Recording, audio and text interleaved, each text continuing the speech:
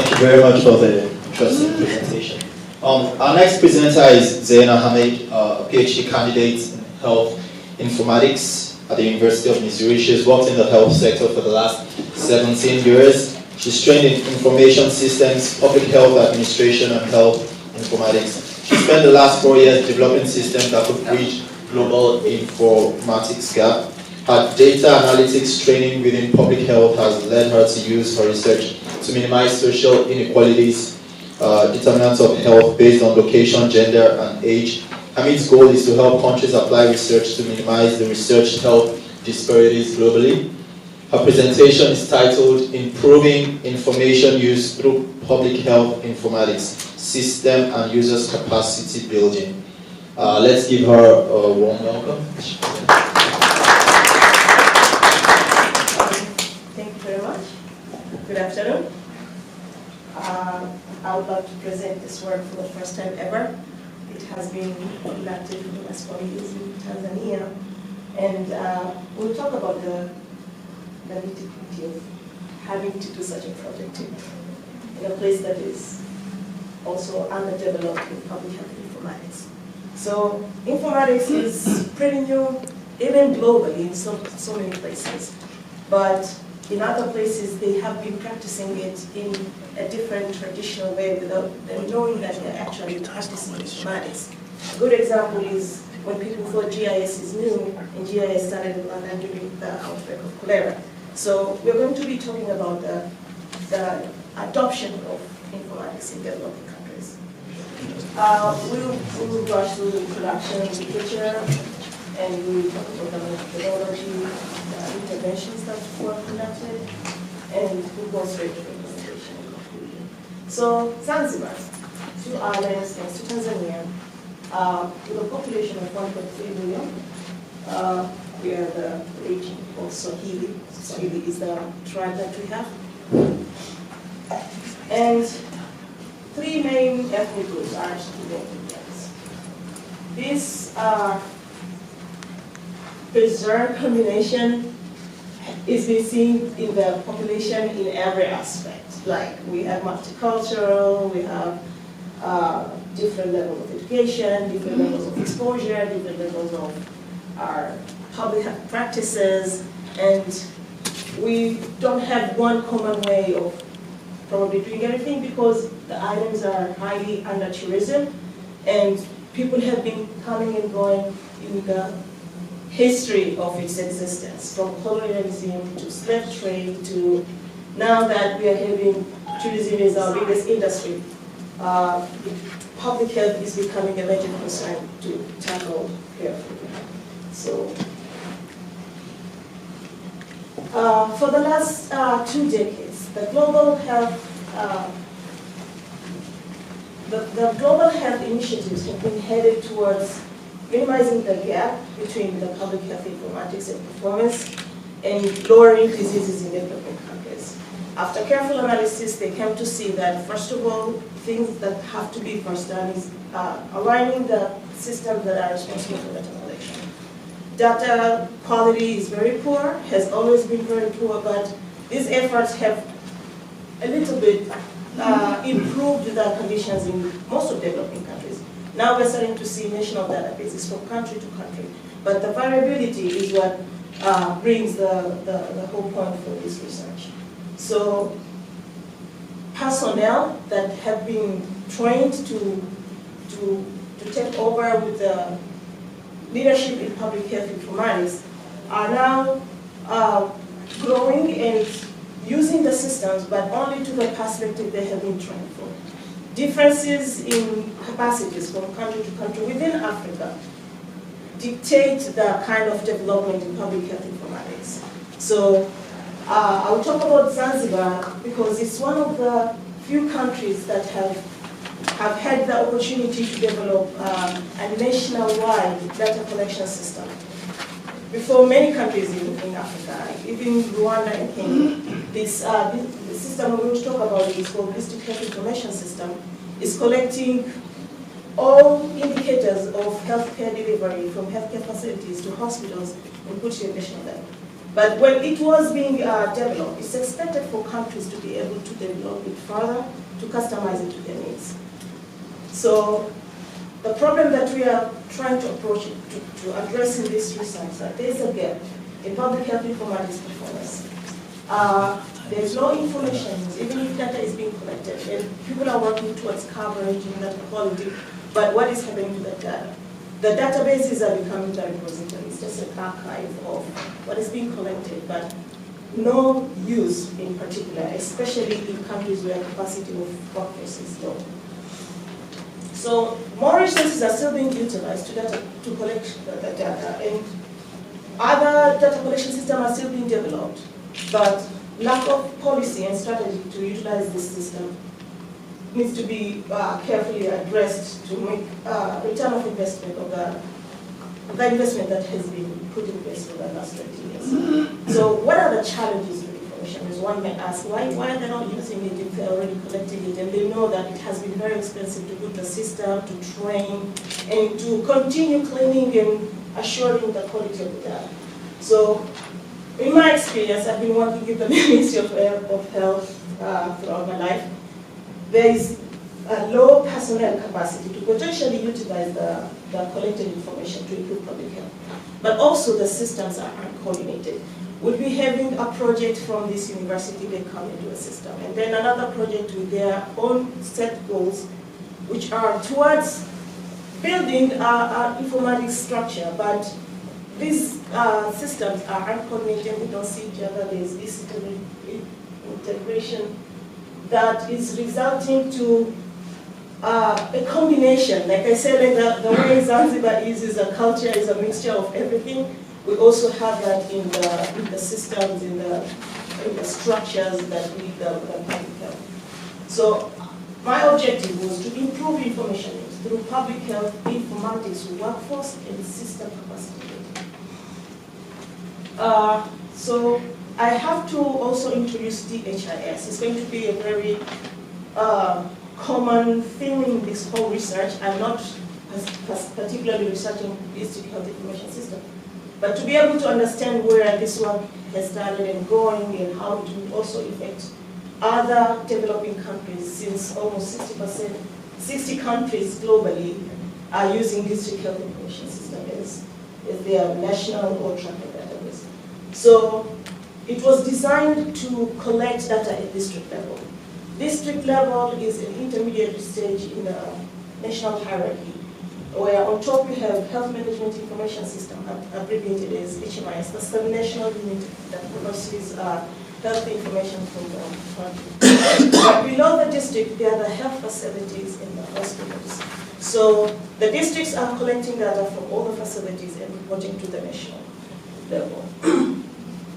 And in that case, the DHIS is a system for data collection, fine, but it's an aggregation of the data.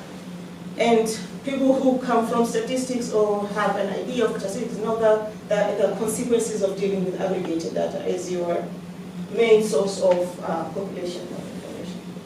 So countries have extensively developed DHIS, even if they were deployed way after Zanzibar. That's because they have the people who understood the problem that they're trying to solve, the potential of the data they're collecting, and to be able to customize this to their own use. And this gap now is not only being seen between the developed and the underdeveloped countries, it's being seen within African countries. It depends if the country has a better workforce or the other. We've seen countries that have moved from a desktop application, developed it to become an online application, and further went to cloud computing. And people are thinking about mobile applications. And some countries are already doing interventions in mobile applications. In Zanzibar, however, we're still left in 2004-05. Well, 2008, after we joined the DHIS tool, which collects data online. And I think people think that we're doing what we're supposed to be doing. A little bit when you start doing the literature and seeing what people are doing, it's when you see that there's a lot that needs to be done. It starts with information use. Information use has been tagged to improve the quality of the data that is being collected. Think about it. You're being asked routinely on a monthly basis to submit this data. You don't know what is it for, you don't use it, you don't go back to it, you don't see the trends, you don't see the impact you're making. How will the quality of the data be in the long run? But if the information is being used on utilities, and it's not about using during the time to do budget or being used because you want this information. Use it to run the daily operations. It's when that a person who is in the health facility is collecting would see that it's either dropping or increasing, or there's a quality issue, because now they know a minute change can have its implication in their daily operations. So how do we use this information? Right now, people use standalone analysis, sometimes using just Excel. And this Excel, we know Excel does statistics, right? But the kind of Excel that is being collected, I'll show you in the slides that follow, is just summary of the count and grades, and that's run per country. And we know in today's age that is totally unacceptable. So there's no routine feedback to the district communities, and there's no information used as a consequence of failing to give feedback to the collectors of the information. And there is no information use strategy developed since inception. Our hypothesis is that information use and application in public health practice will improve better data quality, user-friendly statistical analysis to software and results sharing tools. So there has been an extensive work in literature review, but I'll go through the 5 areas that we decided to concentrate on. The usefulness of the HMIS data. Instead of just jumping to develop systems and innovative solutions, we decided to just first look at the HMIS data, not for Zanzibar, but across the systems that have implemented HMIS structure. So with the pros and cons that we've seen, there is a one commonality problem that the HMIS data, because of the way HIS was initiated, there is a location attribute, there's a lack of location attribute. Because the data has been aggregated at district level. When they aggregate it, they lose the information of where the patient is coming from. What the country knows, which facility this disease has been reported. How helpful is that in epidemiology practice? You cannot plan interventions to curb diseases because you don't know where they're coming from. You can use this information to manage your health facilities. You can use this information for resource management, for personnel, and knowing how to run the facilities. But there's no application of public health, or if there is, it is an aggregated application. So that was the first gap that we saw. Lack of integration with secondary data sources, which would help to answer the trends that have been seen in the data. Because on itself, without having the community-based information, it's very hard to be able to put associative factors, not just in Zanzibar. In other places, HMIS data has quality issues that are tied to it. So I will not go through the entire literature review, but let's just quickly go to the current status of the whole structure in Zanzibar. We have the Ministry of Health on top of it. We have I'll start with the primary health care facilities, where the community goes to report their incidences. What happens with the data? It gets aggregated in HMT. I put blue and blue for a reason. They're there, but they're not same. So they report to the Ministry of Health, and I wrote that this is a one-way traffic. Their role is to report to the national level. The problem is there is no routine feedback to the people who are collecting this data, not even people in the health facilities. And for this reason, there is no information use, even if we have the DHIS, which is a very expensive installation that was conducted in Zanzibar. We have the vertical program, the malaria, the HIV. They are working straight with the Ministry of Health. And if they have to work with the district teams, it's because there is an assignment for them to go and conduct in the community. But the information network is not seeing each other. Everybody is taking care of their own. And then we say we have a national database. So our methodology, I'll talk about these 3 interventions. We wanted to do a data collection, recollecting the data that is good because of the quality issue first, but because we also want the location of the incidences that they have, that we are using in the application process. So we sit with this data, we try our own analysis, because we wanted to answer, is it useful? Is the HMI's data useful in any way?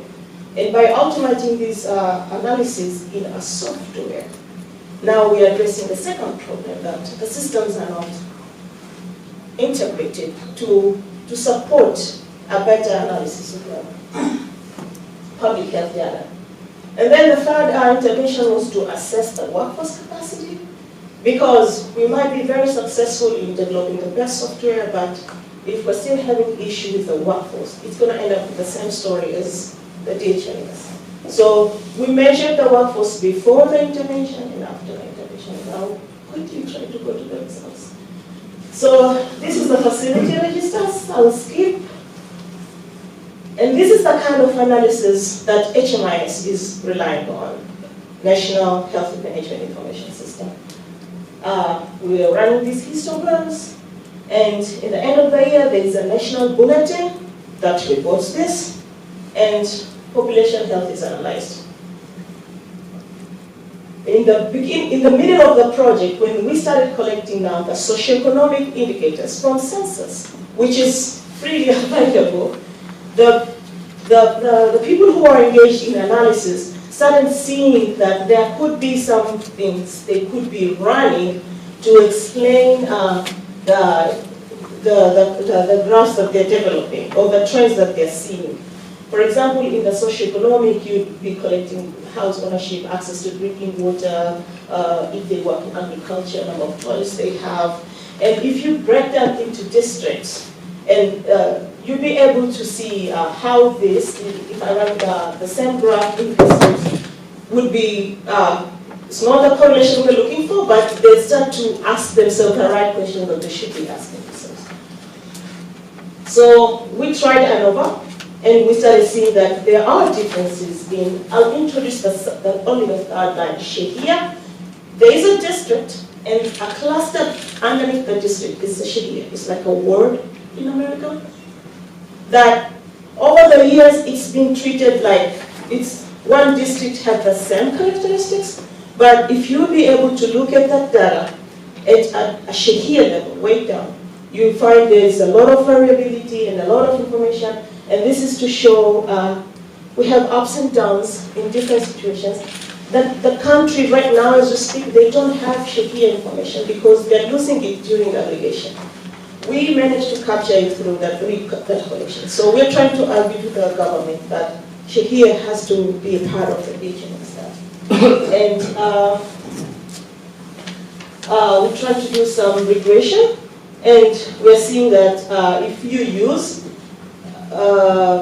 socioeconomic variables, you might be able to get some significant results for the shehias. That, for example, these indicators, there's a rate of total unprofessional employment, or maybe primary total attendance. How much is that tied to diarrhea in children? Or how much is that tied in pneumonia? And those are the leading causes of diseases.